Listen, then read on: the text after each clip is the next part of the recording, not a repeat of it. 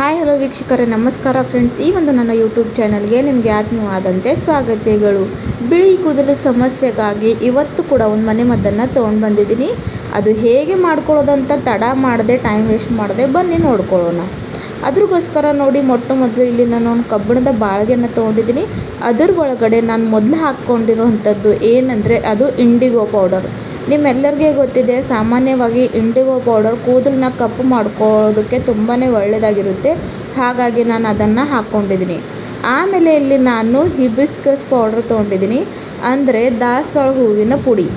ಇದು ನಿಮ್ಮ ಮನೆಯಲ್ಲಿ ದಾಸವಾಳ ಹೂವು ಇದ್ದರೂ ಕೂಡ ಅದನ್ನು ಕೂಡ ನೀವು ಮಿಕ್ಸಿ ಮಾಡಿಕೊಂಡು ಹಾಕ್ಕೊಳ್ಬಹುದು, ಪೌಡರ್ ಇರಲಿಲ್ಲ ಅಂದರೆ. ಇಲ್ಲ ಆದರೆ ಈ ರೀತಿಯಾಗಿ ಪೌಡರ್ ನಿಮಗೆ ಆನ್ಲೈನ್ ಅಥವಾ ಆಫ್ಲೈನ್ ಯಾವುದೇ ಒಂದು ಆಯುರ್ವೇದಿಕ್ ಶಾಪ್ನಲ್ಲಿ ಸಿಗುತ್ತೆ.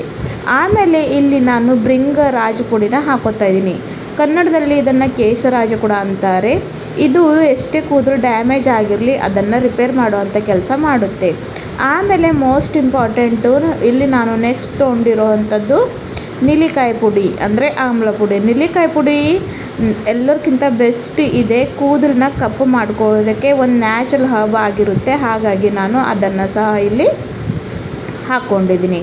ಆಮೇಲೆ ಇದ್ರ ಒಳಗಡೆ ಇವಾಗ ನಾನು ಏನು ಹಾಕೋತೀನಿ ಅಂತ ಬನ್ನಿ ನೋಡ್ಕೊಳ್ಳೋಣ. ಇಲ್ಲಿ ನೋಡಿ, ನಾನು ಒಂದಷ್ಟು ಇನ್ಸ್ಟೆಂಟ್ ಕಾಫಿನ ತೊಗೊಂಡಿದ್ದೀನಿ. ಕಾಫಿಯಲ್ಲಿ ಕ್ಯಾಫೀನ್ ಇರುತ್ತೆ. ಇದು ನಮ್ಮ ಕೂದಲನ್ನ ನ್ಯಾಚುರಲಾಗಿ ಡೈ ಕೂಡ ಮಾಡುತ್ತೆ, ಜೊತೆಗೆ ಕೂದಲನ್ನ ಸಾಫ್ಟ್ ಸಿಲ್ಕಿ ಕೂಡ ಮಾಡುತ್ತೆ. ಹಾಗಾಗಿ ಅದನ್ನು ಹಾಕ್ಕೊಂಡಿದ್ದೀನಿ. ನೆಕ್ಸ್ಟ್ ಇಂಗ್ರೀಡಿಯೆಂಟ್ ಬಂದು ಇಲ್ಲಿ ನಾನು ಕಲೋಂಜಿ ತೊಗೊಂಡಿದ್ದೀನಿ. ಕಲೋಂಜಿ ಪುಡಿ ಇರುತ್ತಲ್ವ, ಅದನ್ನು ಹಾಕೋತಾ ಇದ್ದೀನಿ. ಕಲೋಂಜಿ ಬಗ್ಗೆ ಅಥವಾ ಕಲೋಂಜಿ ಪುಡಿ ಬಗ್ಗೆ ನಾನು ಸಾಕಷ್ಟು ವೀಡಿಯೋಗಳಲ್ಲಿ ಹೇಳಿದ್ದೀನಿ, ನೀವು ಅಲ್ಲಿ ಹೋಗ್ಕೊಂಡು ನೋಡ್ಕೊಳ್ಬೋದು. ಇವಾಗ ಇವೆಲ್ಲ ಇಂಗ್ರೀಡಿಯೆಂಟ್ ಇನ್ನು ಹಾಕ್ಕೊಂಡಿದ್ದೀನಲ್ವ, ಇದನ್ನು ಚೆನ್ನಾಗಿ ಮಿಕ್ಸ್ ಮಾಡ್ಕೊಳ್ಬೇಕು. ನೋಡಿ, ಇಂಡಿಗೋ ಪೌಡರ್ ನ್ಯಾಚುರಲಿ ಕೂದಲನ್ನ ಕಪ್ಪು ಬಣ್ಣ ಕೊಡೋದಕ್ಕೆ ಹೆಲ್ಪ್ ಮಾಡುತ್ತೆ, ಹಾಗೂ ಹಿಬಿಸ್ಕಸ್ ಕಂಡೀಷ್ನರ್ ಮಾಡೋ ಅಂಥ ಕೆಲಸ ಮಾಡುತ್ತೆ. ಕೂದಲಿಗೆ ನೋಡಿ, ಸಾವಿರಾರು ರೂಪಾಯಿಗಳನ್ನು ಖರ್ಚು ಮಾಡಿಕೊಂಡು ಏನು ನಾವು ಪಾರ್ಲರ್ಗೆ ಹೋಗಿ ಕಂಡೀಷ್ನರ್ ಮಾಡ್ಕೋತೀವಲ್ವ, ಅದೇ ನಾವು ಮನೆಯಲ್ಲೇ ಮಾಡ್ಕೋಬಹುದು, ಯಾವುದೇ ಒಂದು ಜಾಸ್ತಿ ಹಣ ಖರ್ಚು ಮಾಡದೆ. ಹಾಗೂ ಕಾಫಿ ಮತ್ತು ಭೃಂಗರಾಜ ಪುಡಿ ನೈಸರ್ಗಿಕವಾಗಿ ಕೂದಲನ್ನ ಎಷ್ಟೇ ಡ್ಯಾಮೇಜ್ ಆಗಿರಲಿ ಅದನ್ನು ಕಡಿಮೆ ಮಾಡುತ್ತವೆ. ಆಮೇಲೆ ಇಲ್ಲಿ ನೋಡಿ, ನಾನು ಆಲೋವೆರಾ ಜೆಲ್ನ ಹಾಕ್ಕೊಂಡಿದ್ದೀನಿ. ನಿಮ್ಮ ಹತ್ರ ಫ್ರೆಶ್ಗಿರುವಂಥ ಇದ್ದರೆ ಅದು ಕೂಡ ಇಲ್ಲಿ ನೀವು ಹಾಕ್ಕೊಳ್ಬೋದು. ನೆಕ್ಸ್ಟ್ ಇಲ್ಲಿ ನಾನು ಒಂದು ಅರ್ಧದಷ್ಟು ಲಿಂಬೆಹಣ್ಣು ಹಾಕೋತಾ ಇದ್ದೀನಿ.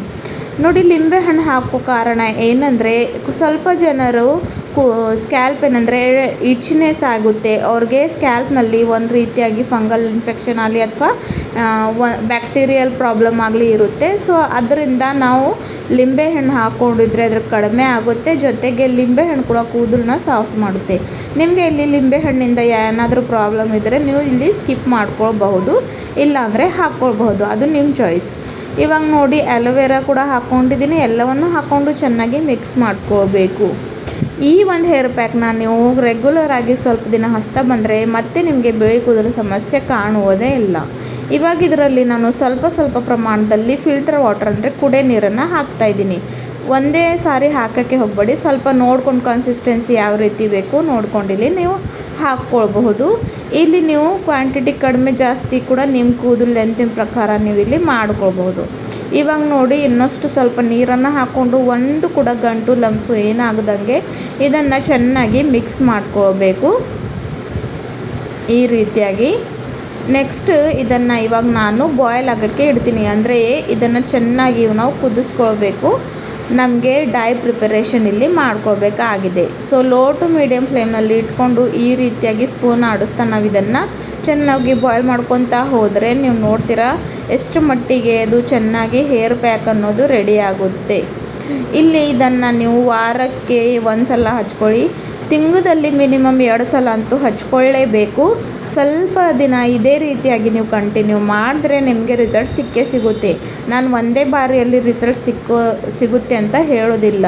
ಕೆಲವೊಮ್ಮೆ ಏನು ಮಾಡುತ್ತಾರೆ ಅಂದರೆ ಒಂದು ಸಲ ಯೂಸ್ ಮಾಡ್ಕೊಂಡು ಅಥವಾ ಯೂಸ್ ಮಾಡೋದಿಲ್ಲ, ಸುಮ್ಮನೆ ಮತ್ತೆ ಹೇಳ್ತಾರೆ ನಮಗೆ ಯೂಸ್ ಬಂದಿಲ್ಲ, ಇದು ರೆಮಿಡಿ ವೇಸ್ಟ್ ಇದೆ, ಹಾಗೆ ಹೀಗಂತ. ಸೊ ಹಾಗಾಗಿ ಯಾವುದೇ ಒಂದು ರೆಮಿಡಿ ಆಗಲಿ ಸ್ವಲ್ಪ ದಿನ ಟೈಮ್ ತಗೊಳುತ್ತೆ ಇನ್ಸ್ಟೆಂಟಾಗಿ ರಿಸಲ್ಟ್ ಇಲ್ಲಿ ಯಾರಿಗೂ ಸಿಗಲ್ಲ. ಕೆಮಿಕಲ್ ಬಳಸೋ ಬದಲಾಗಿ ಈ ರೀತಿಯಾಗಿ ಮನೆಮದ್ದು ಬಳಸ್ಕೊಂಡ್ರೆ ಅದು ನಮ್ಮ ಕೂದಲು ಆರೈಕೆಗೆ ಎಷ್ಟು ಒಳ್ಳೆಯದಾಗಿರುತ್ತೆ ಅಂತ ನೀವೇ ಯೋಚಿಸಿರಿ. ಸೊ ನೋಡಿ, ಇಲ್ಲಿ ಇವಾಗ ಇದು ಚೆನ್ನಾಗಿ ಬಾಯ್ಲ್ ಆಗಿದೆ ವೀಕ್ಷಕರೇ, ಹಾಗೂ ಕನ್ಸಿಸ್ಟೆನ್ಸಿ ಕೂಡ ಇವಾಗ ಗಟ್ಟಿಗಾಗಿದೆ. ಸ್ವಲ್ಪ ಇನ್ನೊಂದು 2 ನಿಮಿಷ ಇದನ್ನು ಚೆನ್ನಾಗಿ ಕುದಿಸ್ಕೊಂಡು ಮತ್ತೆ ಏನು ಮಾಡಬೇಕಂತ ನಿಮ್ಮನ್ನು ಹೇಳ್ಕೊಡ್ತೀನಿ. ಮೊದಲು ಈ ಒಂದು ಹೇರ್ ಪ್ಯಾಕ್ನ ನೀವು ಹಚ್ಕೊಳ್ಬೇಕಾದ್ರೆ ನಿಮ್ಮ ತಲೆಯಲ್ಲಿ ಎಣ್ಣೆ ಇರಬಾರ್ದು. ಅಂದರೆ ಶಾಂಪೂಯಿಂದ ತಲೆ ಸ್ನಾನ ಮಾಡಿಕೊಂಡು ಡ್ರೈ ಹೇರ್ ಮೇಲೆ ಇದನ್ನು ನಿಮಗೆ ಹಚ್ಕೊಳ್ಬೇಕಾಗಿದೆ. ಇವಾಗ ನೋಡಿ, ಇದು ರೆಡಿ ಆಗಿದೆ.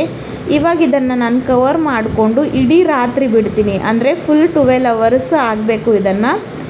ಸೊ ನೋಡಿ, ನೆಕ್ಸ್ಟ್ ಮಾರ್ನಿಂಗ್ ನಿಮಗೆ ನಾನು ತೋರಿಸ್ತಾ ಇದ್ದೀನಿ. ಈ ರೀತಿಯಾಗಿ ಇದು ರೆಡಿಯಾಗುತ್ತೆ ನೋಡಿ. ಸೊ ಎಷ್ಟು ಕಪ್ಪಾಗಿ ರೆಡಿಯಾಗಿದೆ ಅಂತ ಇಲ್ಲಿ ನೀವು ನೋಡ್ಕೋಬಹುದು. ಯಾವುದೇ ರೀತಿಯಾದಂಥ ಕೆಮಿಕಲ್ ಇಲ್ಲ ಅಥವಾ ಯಾವುದೇ ರೀತಿಯಾದಂಥ ರಾಸಾಯನಿಕ ಇಲ್ಲ, ಬರೀ ಮನೆಯಲ್ಲೇ ಇದನ್ನು ನಾನು ಪ್ರಿಪೇರ್ ಮಾಡ್ಕೊಂಡಿರೋ ಅಂಥದ್ದು. ಸೊ ಆಯಿಲ್ ಫ್ರೀ ಹೇರ್ ಮೇಲೆ ಇದನ್ನು ಹಚ್ಕೊಂಡು 2 ಗಂಟೆಗಳ ಕಾಲ ಬಿಡಬೇಕು. ಮಿನಿಮಮ್ 2 ಗಂಟೆಗಳ ಕಾಲ ಬಿಟ್ಟೇ ಬಿಡಬೇಕು. ಆಮೇಲೆ ಬರೀ ನಾರ್ಮಲ್ ವಾಟರಿಂದ ತಲೆ ಸ್ನಾನ ಮಾಡ್ಕೊಳ್ಳಿ. ಸೊ ಈ ರೀತಿಯಾಗಿ ತಿಂಗಳಲ್ಲಿ 1-2 ಸಲ ಮಾಡ್ತಾ ಬನ್ನಿ. ನಿಮಗೆ ಎಷ್ಟೇ ಒಂದು ಬಿಳಿ ಕೂದಲು ಸಮಸ್ಯೆ ಇರಲಿ, ಅಥವಾ ನಿಮ್ಮ ಕೂದಲು ಡ್ಯಾಮೇಜ್ ಆಗಿರಲಿ, ಅಥವಾ ನಿಮ್ಮ ಕೂದಲಿನಲ್ಲಿ ಡ್ಯಾಂಡ್ರಫ್ ಇರಲಿ, ಪ್ರತಿಯೊಂದು ಸಮಸ್ಯೆಯಿಂದ ನಿಮಗೆ ಪರಿಹಾರ ಸಿಕ್ಕೇ ಸಿಗುತ್ತೆ.